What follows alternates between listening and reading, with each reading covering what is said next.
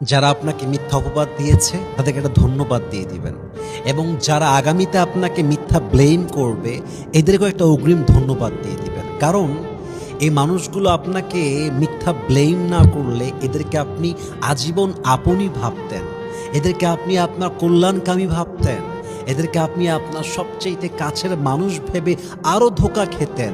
ভাগ্য ভালো আপনাকে ব্লেম করে প্রমাণ করে দিয়েছে যে সে আসলে আপনার আপন হওয়ার যোগ্যতা রাখে না। আরে যে আমার আপন হওয়ার যোগ্যতা রাখে, যে আমার ভালোবাসার মানুষ হওয়ার যোগ্যতা রাখে, পুরো দুনিয়া আমাকে অবিশ্বাস করলেও তো সে আমাকে অবিশ্বাস করতে পারতো না।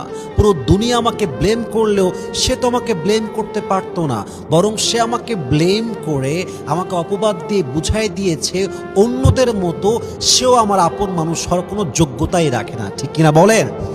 এই জন্য আপনাকে যে মিথ্যা অপবাদ দিবে তার সঙ্গে মারামারিতে যাবেন না, ধন্যবাদ দিয়ে দিবেন। কারণ আল্লাহ তাআলা জানেন যে আপনি এই অন্যায়টা করেছেন কিনা। যদি আপনি পবিত্র হন, যদি আপনি সে অন্যায়টা না করেন, অপবাদে আপনার ক্ষতি তো হবেই না, বরং আম্মা জানা আয়েশা রাদিয়াল্লাহু তাআলা আনহার মতো আপনার সম্মানকেও আকাশচুম্বী করবে এক সত্তা। বলেন সবাই, তিনি কে?